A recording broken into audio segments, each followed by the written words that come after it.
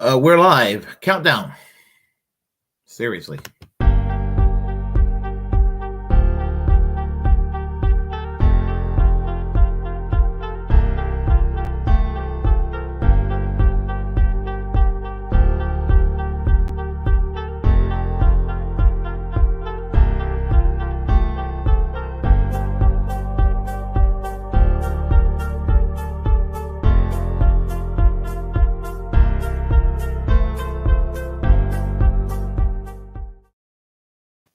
Hello, I'm Willie Bragg. Welcome to another edition of the Willie Bragg Show.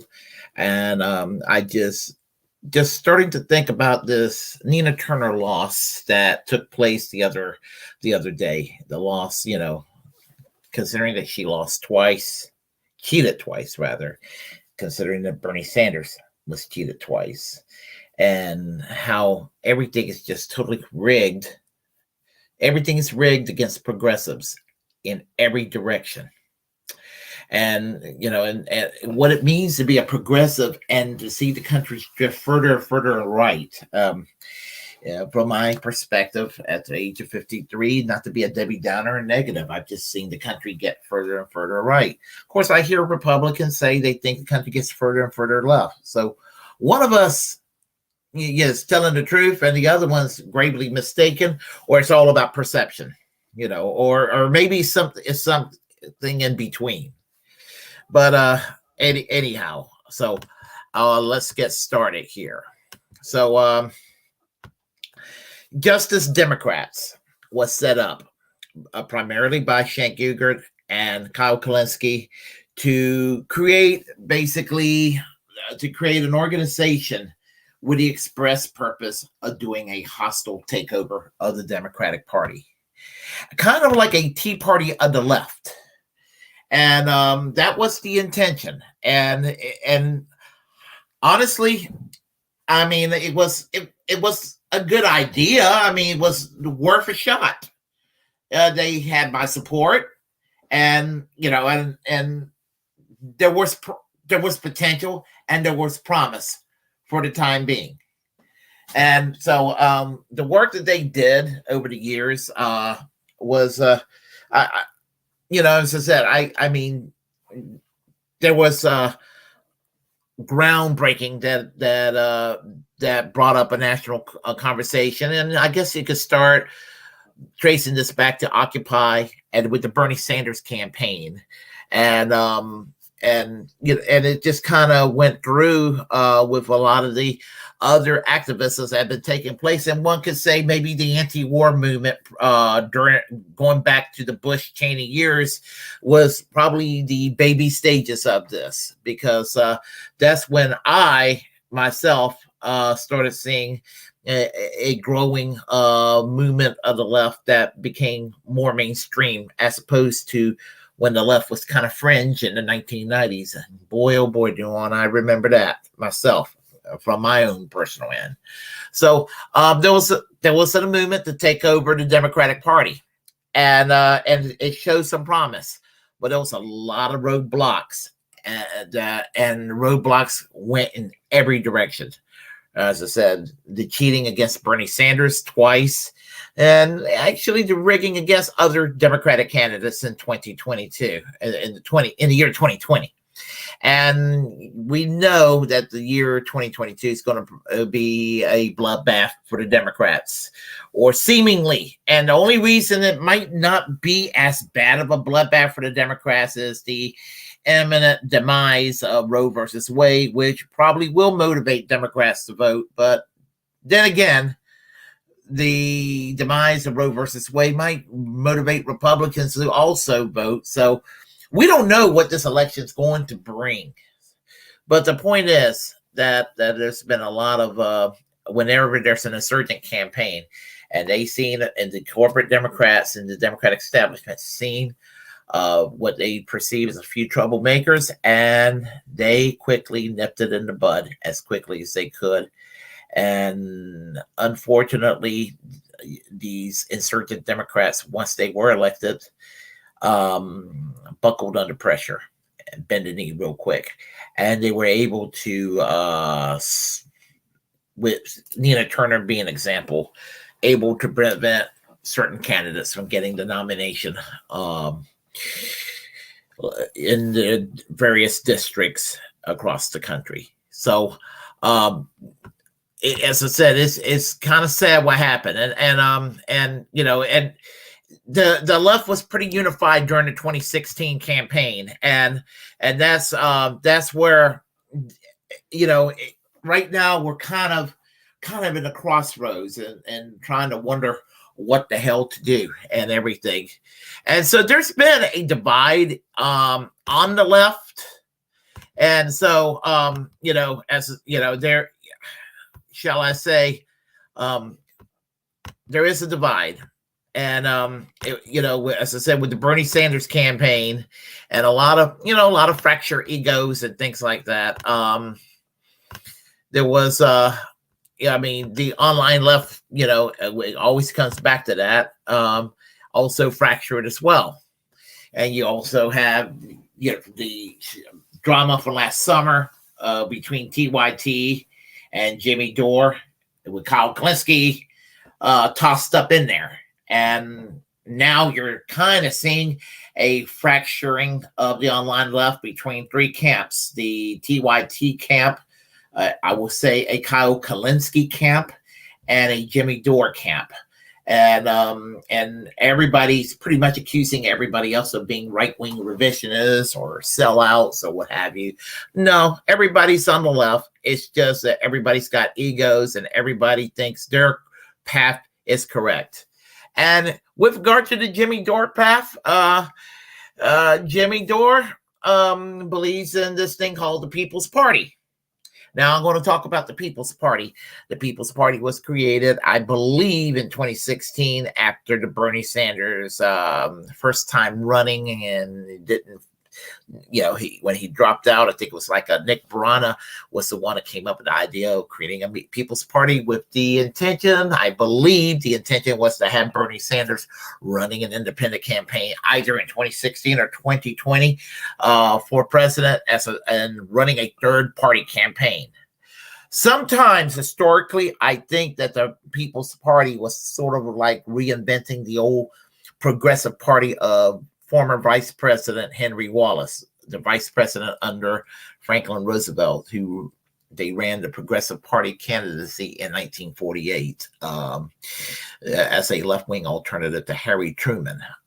Sometimes I sort of see kind of a link there. I don't know why, just kind of see a link. However,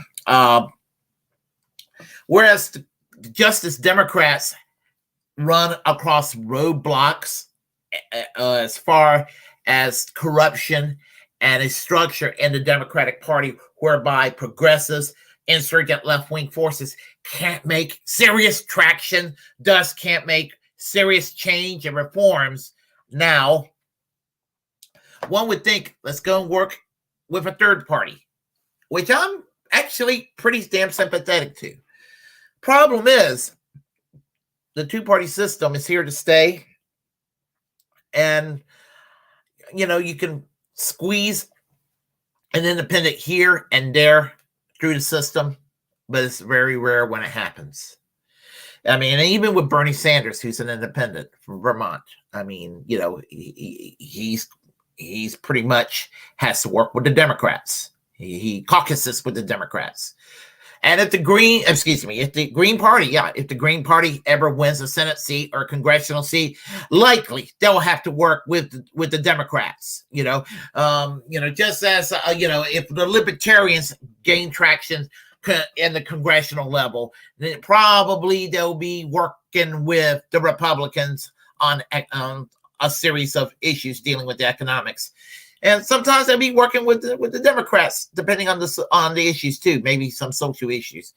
And same things with the Greens. The Greens, will be working with the Libertarians if it ever becomes that kind of a system.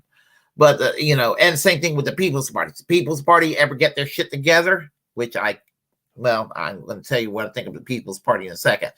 If they ever get elected and have some seats in Congress, some seats in the U.S. Senate, gubernatorial seats, state legislatures, become a viable third party with some traction and actually have some elected positions across the country.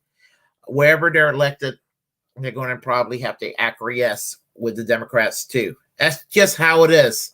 Just how it is. And therefore, they're going to be running across the same stumbling blocks as the squad is currently. And that's Bernie Sanders also, in that regard. And a lot of people who believe in third parties, they haven't even made that conception in their mind yet. And it's almost like coalition governments. Believe me,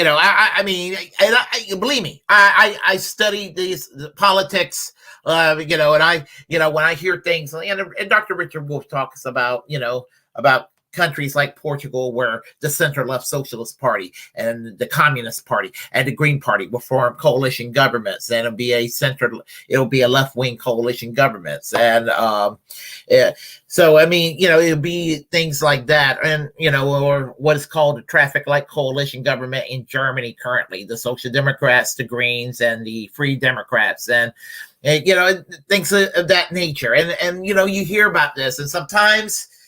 Previously in Germany was the Christian Democrats, which is the center right, and the Social Democrats, which is the center left, having to do a coalition government. So you get these kind of weird alliances that happens too with these systems. So third parties do have their problems, even if they start to become a success story here in the United States. And what the people like Nick Brana and Jimmy Dore should realize that, they're going to have their problems if their party makes it. Which, here's the thing about it. Hate to break it to them the way I hate to break it to Kyle Kulinski and Cenk Uygur. But just like the Justice Democrats is a failure, the People's Party is a failure too. It really is. Honestly, in my opinion, if you wanted to do this People's Party right, you'd have found a way to work with the Green Party, or here in California, just work with the Peace and Freedom Party. There are things you can do to do that. When I was in the Socialist Party USA, certain statewide parties in the Socialist Party USA work with the Green Party. Like, for example, in New York State, they just work with the Green Party. In fact, the party, the Socialist Party USA, just basically worked with the Green Party in the 2020 campaign. And it was, that was probably the smartest thing they could do. Because they're a smaller party than they used to be. So, sometimes you got to kind of do coalition buildings amongst other third parties. And I would say that would be the thing to do if you're going to insist on a People's Party. But I don't really see any, it seems to be not, I've been keeping up with third parties for many, many years, and I don't really hear that much about the People's Party, except, occasionally, once in a blue moon. And here's the thing. I've seen third parties come and go over the years. In the 1990s, there was a Labor Party in America called Labor Party Advocate, and they fizzled out. The new party came in, kind of like Justice Democrats. They were going to go and be a third party working inside the Democratic Party to try to create a third party inside the Democratic Party to split, to try to do a progressive party outside the two-party system. And then they just basically became the Working Families Party. So it became kind of redundant. There's been attempts. Prior to the 1990s, it was the Citizens Party. Barry Commoner, 1980. He was Ralph Nader before Ralph Nader decided to start running. And before that, there was an original People's Party with Dr. Benjamin Spock. And then there was the Peace and Freedom Party, which was a national party, 1968, with Eldridge Cleaver. And then, this is Henry Wallace, 1948. Norman Thomas, the Socialist Party, Eugene Debs. You can go far back. Progressive Party in 1924, Robert La Follette. Bull Moose, 1912. Theodore Roosevelt. So anyway, and we've seen them all historically. I mean, I keep up with this sort of thing. And if I had it my way, we would have an American, we would have a Labor Party of America right now, kind of like the Labor Party in the UK before Tony Blair opened his pants and took a crap in it in the 1990s. It would be the old Labor Party as I used to know it when I was growing up. And I'm a political nerd. When I was growing up, I knew about the socialism of the Labor Party in the 1970s and 80s when they were giving Margaret Thatcher a headache. But the point I'm trying to make is that it's been a failure to try to do Justice Democrats, and third parties are a failure too. So what does that leave us? Because Nina Turner was screwed over the other day, obviously. And I mean, what I was told, I didn't see the commercial, but I was told there was some commercial about the bold as shit comment she's made. Choosing between Trump and Biden's like choosing between a bowl of shit and a half a bowl of shit. Hell, I remember when she made that comment, and I agree with Nina Turner. That would make me want to support her even more because it's the damn truth. But thing is that we don't know where to go from there. And the only thing I can say right now, the only thing that's really optimistic is the what do I call it? The labor movement that seems to be in the upsurge right now. And that's where it's giving me a little bit of hope. Right at the moment with the Amazon and Starbucks. I mean, unionizing very quickly across the country. I mean, I never thought I'd see Starbucks unionizing in places like Tennessee. So, I mean, there's reasons to be celebrating amidst all this gloom that's going on.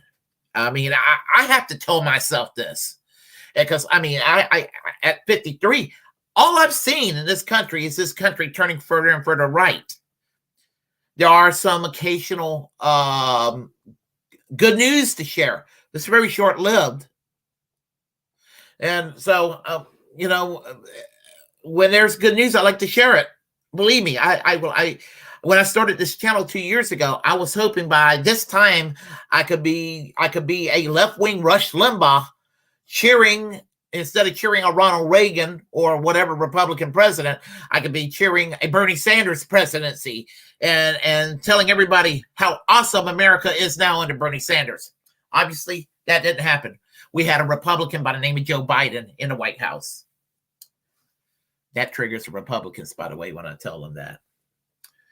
But anyhow, I mean, right now, I mean, and again, I don't have the answers. I'm just running my mouth. And I hope if somebody can provide answers, I'd like to know what the hell can we do? How can we have an effective movement, a cohesive movement to make progressive change happen, to make it happen? I mean, so we don't have a left that eats itself. We don't have a left that's a firing squad. A circular firing squad all the time. And we don't have a left that sits there and throw bombs at each other, figuratively speaking. I mean, that's what I like to know. I mean, I like to know how we can do this. Because I'll tell you, the rights they can overlook a lot of shit and end up working together cohesively. And it's not because their ideas are better. Their ideas are dog shit. Corporate Democrats, their ideas are dog shit too, just as much as the Republicans' ideas are dog shit. So, where it is here on the left, what do we do? And I mean, and as I said, I'm coming in here with a plea to anybody who's listening. What can we do? I like to know. But anyway, I just wanted to make a rant like that because, as I said, back in 2018, I was very optimistic. There was a good year. If one must cheer a blue wave, this was like the best kind of blue wave to have. I mean, I was very happy. And especially early months of 2019 with Alexandria Ocasio-Cortez causing Nancy Pelosi a headache, and now she became Nancy Pelosi's doorman.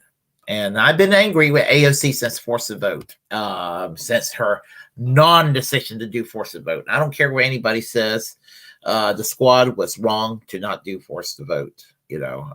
They were wrong to not do force the vote. But anyway, as I said, I do think that I know I met in the summer of 2020. For about 5 minutes, I was happy with the People's Party, but I realized that it was not going anywhere real fast. So while I sound like I'm really, really shitting on the People's Party, I'm not. I mean, I'm saddened that their experiment didn't work, their project didn't work. But what can I say is, don't give up on third parties. Do what you can do. And even with the Justice Democrats, you feel like you got the strength to keep fighting in the Democratic Party, keep fighting. So basically, all I can say is that Justice Democrats, keep fighting the good fight. And those who are committed to independent political action, keep fighting the good fight. And I guess I can just sort of be a fence setter and do both. So I don't know. Anyhow, we have Dirtbag Leftists. How are you doing, my friend? The Natural Law Party and Reform Party are two more third parties that aren't around anymore. Dirtbag Leftists, I actually have an interesting story about the Natural Law Party in Michigan. When I was in the Socialist Party USA, we were able to get Walter Brown on the ballot in Michigan on the state affiliate of the Natural Law Party. It was still on the ballot, and they just talked. Walt Brown's team talked to the people in the Natural Law Party and simply asked, could we put our ticket on the Natural Law Party ballot line in your state in Michigan? And they say, yes, you can. So anyway, I just thought that was interesting to share and all of that. So anyway, if y'all like what you heard, press like and comment. If you disagree, comment anyway. When you press like, it helps with the algorithms. Hit that subscribe button, hit that notification bell. Feel free to share the content on this channel too. As a First Amendment absolutist, it's my duty to inform you to create your own platform and utilize it, because we're in fact the muckrakers of our time. And remember, we have a class war to wage, and we also need to keep in mind, in the name of preserving a free speech and that free press, we're all Julian Assange. So until next time, music.